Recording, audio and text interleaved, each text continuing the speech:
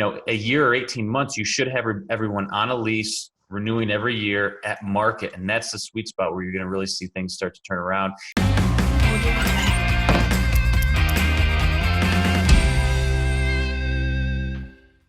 Hello, everybody. This is Jake Stenziano, host of Wheelbarrow Profits Podcast, here with my co-host, the multifamily mentor, the coach, chef, the father of six, the best-selling author, the G-Daddy, Gino Barbaro. Gino, how's it going?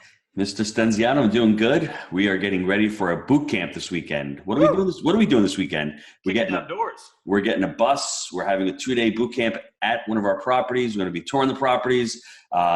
Funner thing is we'll be networking at nighttime, going out to a nice little restaurant and bar, hanging out with about 60 of our students this weekend. So we're gearing up for that.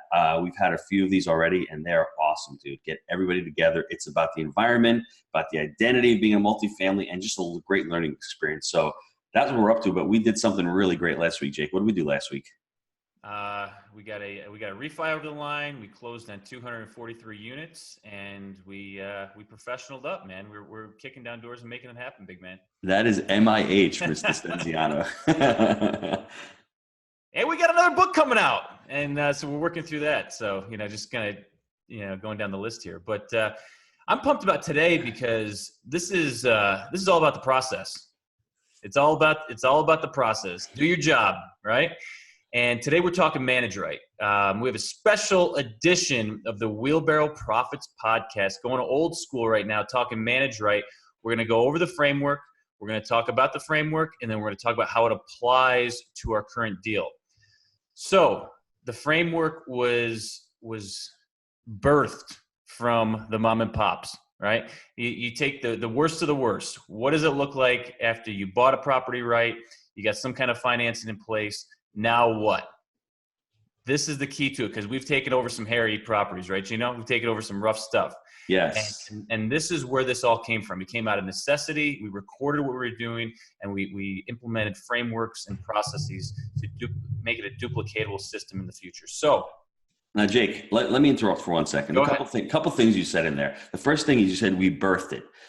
Coming from a person who's seen 6 births, right? I don't know if it's as painful as having a birth, but you know what? If you don't do it right, it's going to be more painful in the long run when you're giving birth, right? That's the first thing. The second thing is we learn by doing. So if you're not going to be implementing these systems, we're vertically integrated. We're doing it ourselves. You better know how to implement the systems and teach your property management company to do it, or you can hire somebody to do it for you. So this is relevant for everybody. If you're either vertically integrated like us, or you're doing your own stuff, or you're going to teach somebody else. And I think what's really cool about what we've done is when you're managing 10 units, it's a lot different than managing 1,000 units. It just is.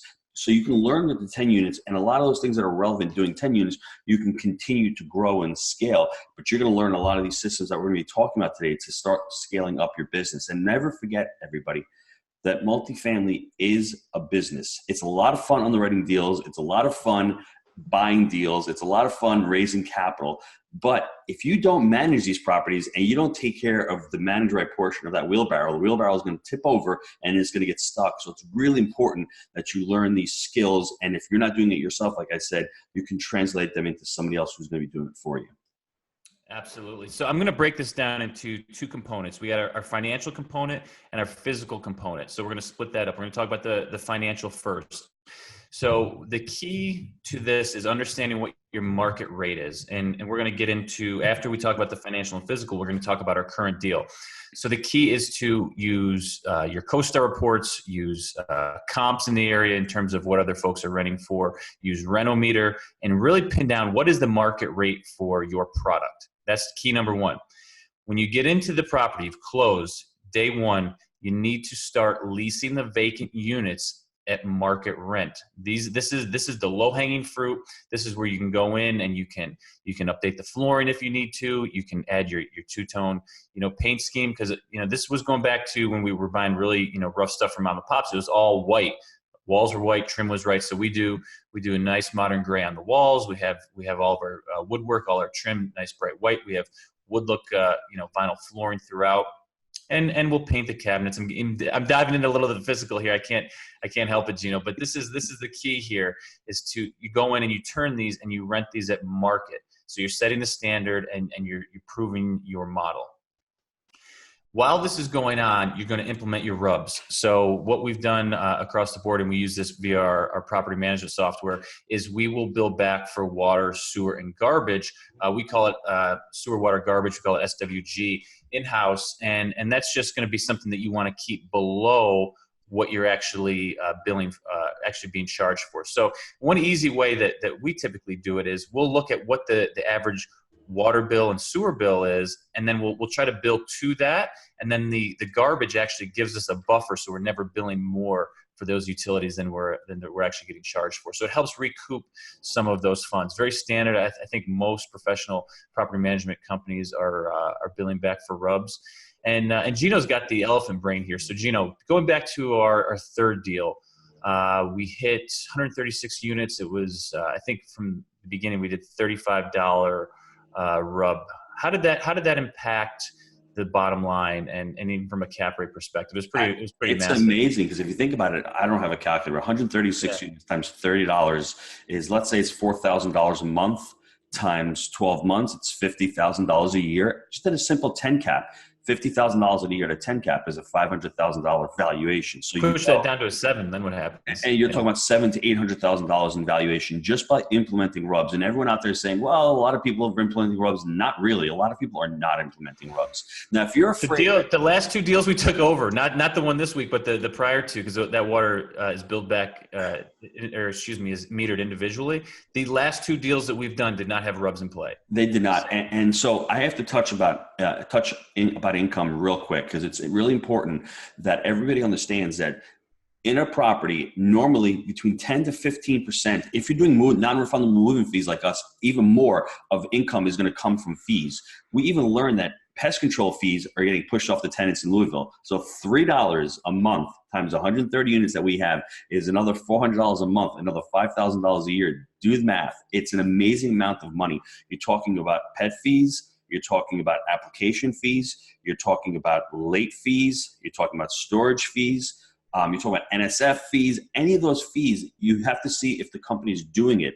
If they're not doing it, that's a value add for you to be able to increase your income. So always be on the lookout for that. Now, on the flip side, make sure that they're not building that into the rent itself, because some landlords will say, you know what, the rent's $500, but I'm just going to put in $30 for rubs. I'm not going to bill it separately, so I'm going to make it $530. So when you're looking at an income statement, make sure that there is that value that you can put rubs, because some landlords are just raising rents to market and adding it. So be careful for that. But there's a lot of value by adding all those different layers of expenses. Sometimes tenants don't like to see it, but be sure that the market is doing it, because a lot of the properties in our market are adding those expenses and billing back to the tenant.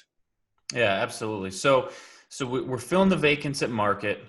We're implementing a RUBS program, and now keep in mind the RUBS is similar to the vacants. It cannot just be spread across the board all at once. This takes time. Multifamily takes time to create wealth. So the RUBS is going to be for the vacants that you're turning, so the new residents coming in, and anyone who's not on a lease. So now we're going to get into the renewal part. So you're filling your vacants at market, you're proving your model, and then you're implementing the RUBS. Now the key is the renewals. This is where you're going to go around and mom and pops, 3 deals ago that we did, hardly anyone was on a lease. So we really have to manage how many buildings at a time we're going to renew at the new market rate, so we don't have a mass exodus. Sometimes everyone will be on a current lease and you can just go through and do your renewals to market normal, right? So you do 4 or 5 a month. But if you have a 130 unit complex and you don't have leases in place, you're going to have to go, maybe 2 buildings at a time until you get through the entire complex to manage that. So you can manage cash flows as you go. You can go ahead and try to apply it across the board, but it's going to be a very, big challenge for your management team. And I think it's going to put a lot of stress on the business, and you're probably going to see more people leave than you want to manage, and it's going to hurt cash flows in the short term. So Jake, the only thing that people can do is they can stagger leases. If they want to do a 9-month lease for some people, they can do leases that ended on the 15th of the month, so that not everyone ends at all the same time. So just be careful, because that lease audit is crucial. If you're buying a property that has all leases ending in April and you're buying a student housing product, that might be a lot of risk, because all of them are ending in April. If you're not willing to go month to month or extend them out, you're going to have a big problem. So you can try to stagger those leases also. Yeah, and I think the key to this is when you're going through it, you can apply more pressure, and if you're converting like left and right on these renewals, then get a little more aggressive. Or if you're seeing pushback and you're not converting this quickly, you can slow it down and really gauge it. I think that's the key to really being engaged. Whether you're third party managing or you're hands on managing, being engaged with those weekly meetings with whoever is the on-site person to get constant feedback in terms of how that's going to keep the process moving forward. Because a year or 18 months, you should have everyone on a lease renewing every year at market, and that's the sweet spot where you're going to really see things start to turn around. And if you get a 3-year interest only through Freddie Mac or something like that, you're going to have another 18 months of gravy essentially, because you've turned it so quickly, and the cash flow is going to really be fantastic. So we talked about the financial 3-step repositioning piece. Now there's obviously a physical component to this when you take over and you're beginning to manage. The challenge to this is every deal is different. There may be paving that needs to be done. There may need to be improved landscaping. There may need to be roofs. So the key to the physical component is the inspection process. So leading up to takeover, you need to get a inspection. We have a third-party inspector that we use, and we have a handful of our own team members go out, and it's a very in-depth, it can be a 2-day, 2.5-day process even at times, and we're documenting everything with video and all the different tools that we have, drones, snakes and cameras, and it can get very elaborate, but the key to this is a proper budget and a proper CapEx account. So when you take over, the money's in place, budgeted, and you know where the money's going from day one. We literally closed a deal Friday. Today's Tuesday, and yesterday we kind of pushed play and started hitting these different exterior projects and things that needed to be done on the property we just took over, because we're prepared and we're hitting the ground running. So but I think just to give a broad summary, you want curb appeal. When people pull up, they want to feel safe. So the curb appeal does not start though with the complex. It starts actually with your website. You have to have a clean website and you have to have clean advertising. That's step one. That's first impression from the resident. That's almost allowing them to go to step two. Step two is going to be, they're going to drive up to the property and they're going to say, hey, this feels safe and clean and awesome, and I want to be here. Or, ooh, this is a little sketchy. I'm not gonna want to live here. Step three is then the office and the greeting. How are the residents being treated when they're walked in? Are the managers getting up and greeting them with a smile, offering them a drink, and making them feel at home? So I think everything leading up to that is tied into the physical component of leasing, but also the takeover.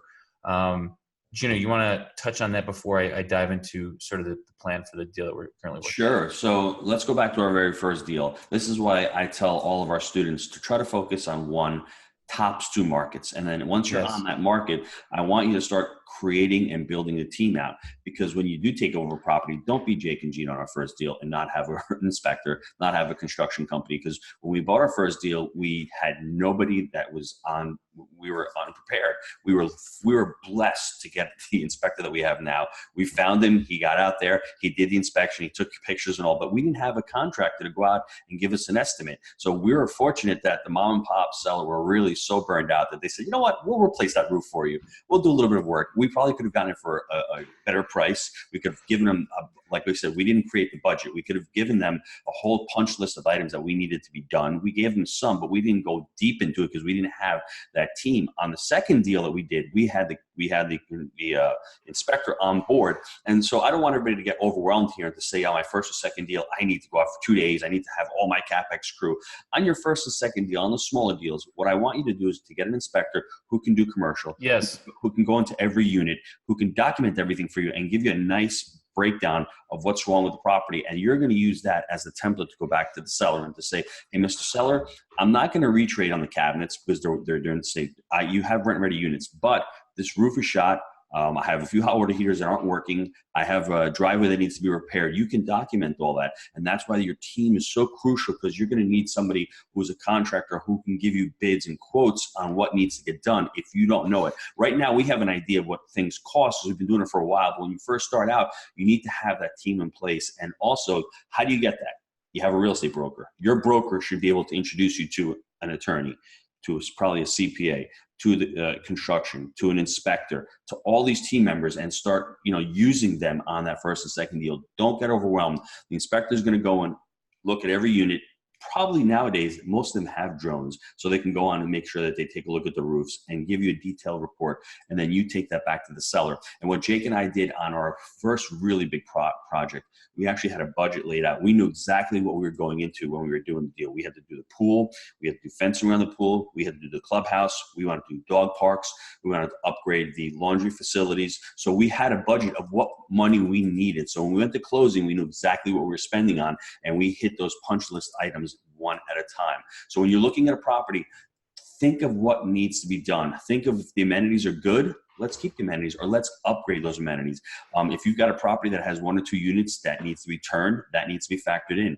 Are there units that aren't being utilized that you can put additional money into?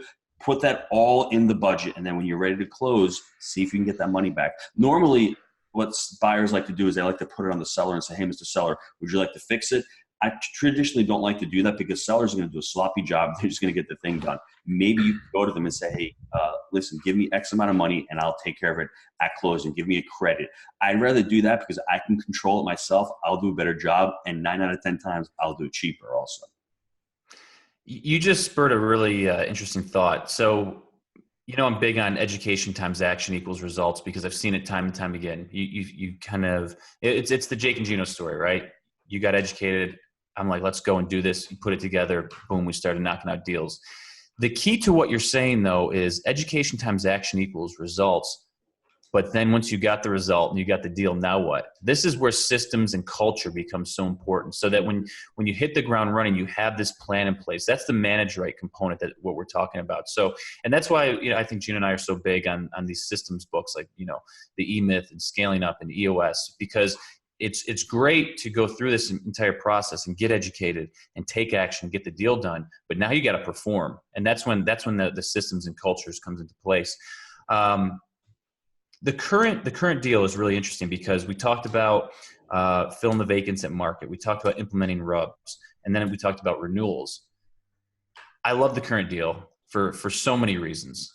But from a management perspective, the deal prior to this one is a complete turnaround play. I mean, neglect. It's been so neglected, and we've had to go in and put all our resources towards it to turn it around. I'm not talking about the first Louisville deal. I'm talking about the Knoxville deal that we did in December. So it's nice to have a stable deal. Now, the deal that we just closed on doesn't have any vacants. It was fully leased when we took over.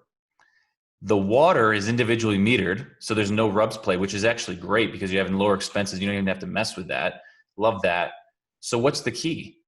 The key is that $70 gap. 40 of the units are at the full market rate of $820. The remainder of them, there's a $70 gap. They're about $750 going to $820. So the key to this is doing even better than the prior company did, making sure the landscaping is even that much tighter, making sure the customer service is that much better, and then converting that $70. Because right now going in from day one, we're plus 10% cash on cash. So we're buying right now for yield, where the property is performing from day one, and we're going to force appreciation for tomorrow through excellent management, through customer service. So the play here is really just keeping the customer service, keeping the property intact, doing what it needs to be doing, and converting on that $70 gap. So compared to some of the other deals, it's nice to find a deal like this that is more stable and that you don't have to put as much effort behind. We'll do both. I mean, we've done the hairy ones, but I'll take a stable deal that cash flows from day one every day of the week. So this one is what Robert Kiyosaki says, Jake. It's really real estate is debt and taxes. We've been able to engineer great debt on this property. We're going to cost segregate this property, which is going to be amazing for our investors also. This is a longer term play. I mean, once we get those rents up, it's really great. And I love the fact that, I'll mention again, like Jake did, I love when tenants have their water separately metered, because they're Yes. going to be really pay attention to how much water they're using. When you're billing back rubs, you might not capture it all, but still, tenants aren't going to be as cognizant of using water. And it's the same thing with electric. When everything is metered in their name, they're going to be a lot more cognizant of using less water. So it's better for the environment, number one. And number two, it's better for you because you don't have to deal with billing anything back. There's no slippage. It's in their name. Let them take care of it. So the final component to manage right is the residual, the ongoing. That comes down to the annual rate increases. This is where we've seen mom and pop screw up time and time again. The rent's 500, it stays 500 for the next 10 years. And then it creates a huge disparity in the marketplace. So the key to this is making sure that everyone's on a lease. And at the end of that 12 months, you evaluate it, where the market is at, and you're getting that 3 to 5% rent increase to keep the ship moving forward. Because I'm going to tell you right now, the painters and the flooring guys, those can be some of your biggest costs. They're going to come back every year, and they're going to keep asking for more. You're going to have to, fight that expense creep. And so you're going to have to be able to get that, due to inflation, through the rent increases to keep the cash flow coming in and keep the returns for your investors. So it's very important to realize that. And that's the final component to managing right. So Jake, I am I guess guilty of this infraction. We have a fourplex up in New York. I've owned the property forever. It's a great cash flowing property. 5 months ago, I was on a weekly lesson with students, and we're talking about rent increases. And it just went, I had an aha moment. I'm like, wow, I'm renting our one bedrooms at $1,000 a month. Let me ask my brother what the market rents are. He's managing it. He didn't know. Go online, quick search, $1,200. I'm like, dude, we've got $200 in the 2 one beds, and we've got $100 $200 in the one beds and $100 in the 2 beds. So we had on the 4 units, we raised rents an additional $450 to $500. I'm sorry, $600 for those 4 units a month. And that's my mistake. And I was fortunate that I could actually go from 1,000 to 1,200 in one shot, because there's a lot of demand in that market. And I was able to rent them out within a week. So don't do what I did, because first of all, it's not fair to the tenant. They actually vacated and we got new tenants, because when the tenants used to pay $1,000 a month, they don't want to, that huge rent increase is going to really be a big knock to them. But we knew that there was a lot of money on the table. I mean, on a 4 unit, there's $600 a month. That's $7,200 a year. That it's additional income there that just, that comes out of nowhere from just paying attention to your business and actually doing the right thing. Because as the years went by, our property taxes did go up, our insurance did go up, our oil heat did go up, and we weren't maintaining the property. You know it went down? No, nothing went down, my friend. Your NOI went down, buddy. That's right. You are absolutely right. But what happens is when we refinance the property, all of a sudden your debt goes down, so you slip a little bit, right? And it's only 4 units, but put a couple of zeros there where it's 400. You see how massive it is. That's why it doesn't matter how big the property is or how big your business is. You need to run real estate and multifamily as a business, because it's all about mindset. Because when you start scaling up, all these systems and all these habits are going to start translating into a larger property, into a larger portfolio, and you don't want slippage. And you want to run it like a business. And like I said, it's not fair to tell somebody that, hey, your rent's $1,000 this month, next month it's going to $1,200. We were fortunate that a couple of the tenants were actually leaving, so it just dawned on me. I said, now's the time to raise the rents. And miraculously enough, Jake, I didn't have to do any rehabs there. The cabinets are the same. The flooring, I had carpet, just clean the carpet. I really didn't have to paint these units. So everyone's out there thinking, oh, I've got to put granite. We didn't go into that. We can completely talk about that for an entire podcast. Depending on the workforce housing that we have, we don't need granite countertops. We don't need new cabinets. We can spend about $3,000 to turn an apartment, and we can get an average, the property Jake was talking about, $100 rent increase on spending $3,000. Your ROI, you're going to get paid back in 3 years on that. You don't want to be able to put $10,000 into an apartment and get a $50 rent bump, where it's going to take you so many years to get that money back. Look at what your ROI is on getting that rent increase. Yeah, so I'm going to summarize this real quick. You're starting with the financial. You're filling the vacant units at market. You're identifying what that market rate is. If it is a true mom and pop, you're going to go in and you're going to implement the rubs following that or at the same time. Once that is completed and you're ongoing filling the vacancies at market, you're going to work hard on your renewals to get everyone on a lease in the next 12 to 18 months. You want a safe, clean, and affordable community. So from the physical standpoint, you're working on curb appeal, you're making sure you have a good website, and you're making sure your folks inside have the right customer service. And you're literally going through and making sure the entire property is up to your standards. And then I think the key to it is, and what we talked about, what you're just touching on, is that annual renewal, making sure that everyone's on a current lease, proper systems are in place, and that you're staying with the market at renewal time every year. So Jake, I will give people an idea of what they should be talking about with their property management company. You should be on at least a bi-weekly call, if not a weekly call. Some of the key performance indicators that I think you need to talk about with your leasing company is, number one, number of vacant units. You want to know what the number of vacant units are weekly. So if you're at the middle of the month, you still have 3 vacants on the 7-plex, you need to know and tell them why. The next key performance indicator, I think, is delinquency, how much money you need to continue to collect from the tenants. Number 3, I think, is number of leads. I think what are the number of leads coming into the property for actually people wanting to lease a unit. Also, we like to look at what expenses are. We like to look at what income is trailing. We also like to look at any type of CapEx projects that are coming up. If you know your property needs to have a roof done, or it needs to have a driveway done, you need to be able to budget that. So those are really important. Those are some of the KPIs that delinquency.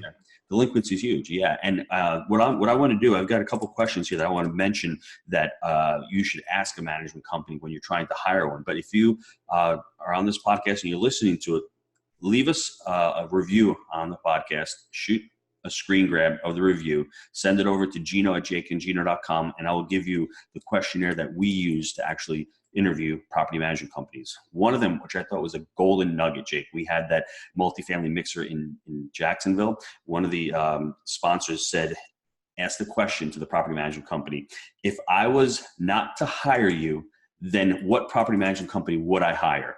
And, they had a couple of, mixed reviews, a couple of different companies. And the other one was, if I was not to hire you, what property management company would I not hire?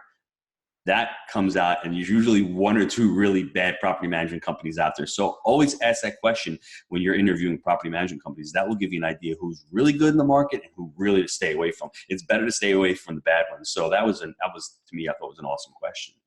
I think the other thing is, if you, the folks out there listening, want to see more how we manage properties, how we're turning units, et cetera, check out our YouTube page, the Jake and Gino YouTube page. Uncle Sean's done some awesome multifamily stories about the turns and what we're looking for and time spent on the road. So if you want, more kind of inside, information, check that out as well. So Mr. Stenziano, just to wrap it up, action steps, the proprietary framework, 3-step: buy right, finance right, and then ultimately, once those 2 are done, you need to do manage right. Don't drop the ball and manage right, because that's where you make your money, because you're always trying to push that NOI and trying to get the NOI up, trying to get the value of the property up. G-Dad, it's been real. Till next time, my friend. Mr. Stenziano, thanks. Take care, everybody. See you guys.